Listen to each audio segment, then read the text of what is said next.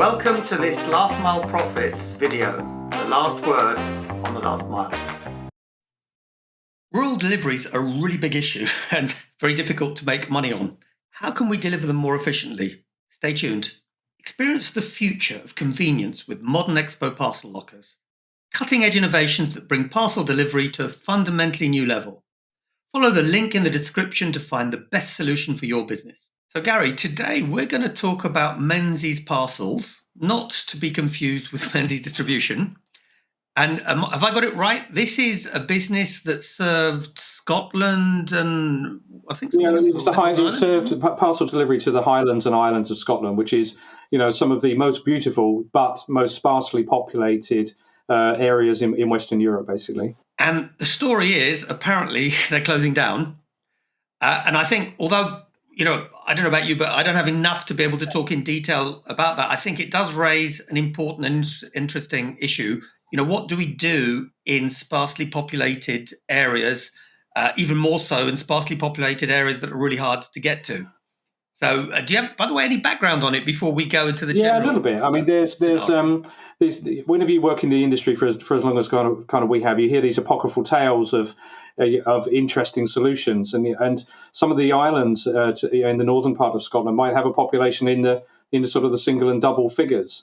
So the chance of having somebody that wants to do deliveries there or is able to do delivery there is pretty zero. So at Royal Mail, we knew the guy that was taking the Royal Mail parcels across by boat was carrying parcels for all the other carriers as well. So he had all of the handheld device scanners round his belt, and he'd climb out of the boat looking like John Wayne coming up the beach with a sack of parcels for everybody, or a highly armed Father Christmas sort of thing. So, creative solutions have to be found. But eventually, you have to look at whether final mile delivery in those communities is the right answer, or as we both firmly believe, an out-of-home solution that is the one to go for. Isn't it? I think, Gary, there's two parts to it, because one is clearly out of home, because out of home gives a lot more efficiency. And anyway, in places like that, I think people are more used to traveling a little bit more than they would do in downtown London to pick up their parcel. So part of it, I think, is the out of home. But the other part, I think, is partnering and not trying to go it alone.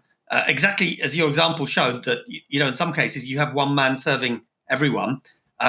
The only inefficient bit is if he had to carry 4 or 5 PDAs, because then you lose that efficiency. Yeah. It's how formal or informal the collaboration needs to be to make it work, but making it cost effective. You want these communities to be connected, to have access to online shopping, because sometimes that brings more choice, better price, and service, etc. But if they can't get it delivered, then that's really quite unfortunate. So finding a way to collaborate is really good. A locker placed in a rural community that's serviced by one driver on behalf of all the carriers, maybe you're now starting to get to the point where you've got enough density and the stop cost, whilst it's going to be higher than a typical stop cost, then maybe it can be made to work. So basically, and I think this could be an area where carriers can do what, generally speaking, they're not so keen to do elsewhere, which is cooperate, work together, because it's a no-brainer. Either everybody loses money, and probably the customer doesn't have the best quality service, or people partner up. So it could almost be a blueprint for something that's hard to do elsewhere. So carriers partner up and have one player, perhaps the best placed one or the one with the most efficient capability in the given area. But the other thing I think we both also agree is not really likely that it's going to be efficient for that, whoever that player is, to deliver to people's home addresses. Probably a lot better to deliver to a PUDO in probably a former post office building, or to a locker. Yeah, exactly. I mean, it's much easier to imagine one vehicle servicing an out-of-home delivery point, PUDO or locker, than it is to imagine 5 or 6 different carriers running vehicles up and down country lanes. Addressing is an issue. Finding locations is an issue. Some of the lifestyle couriers, I know from personal experience, when it's Rose Cottage, and then the name of on Leafy Lane in Steeple Bumpstead. So apologies to the people of Steeple Bumpstead, but it can be very difficult to find. So there is you could end up driving miles for a single delivery point.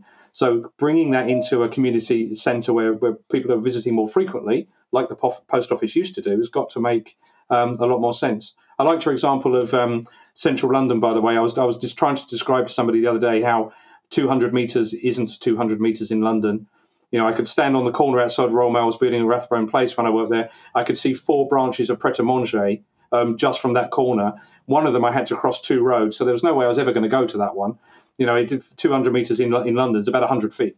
It's a long distance. But one thing that for me would be interesting, because I think we're completely aligned on the idea that you have basically shared economy type services for places like that.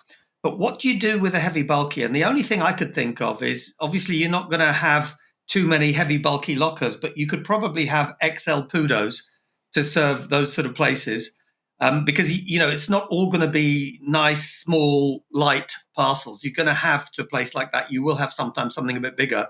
So maybe that's the way, that you have a shared service and a shared XL Pudo in a place like that. And probably that would work. What do you reckon? Yeah, definitely. I think you've got to think wider about the sort of organisations you'd ask to be your Pudo. I mean, the solutions might be literally agricultural. So maybe there are, it's a different type of retail in some of the rural communities, much bigger shop selling much broader range of goods and not a neat little corner shop as we imagine elsewhere in the country. So, yeah, definitely. I think, but creativity, collaboration, and finding ways to serve it. The other organisation that we work with closely is Purolator in Canada. So if you imagine this issue and then multiply it across the largest country in the world to some of the most really, really sparsely populated places, that's an organisation that's really had to dig deep and find ways to serve its community well.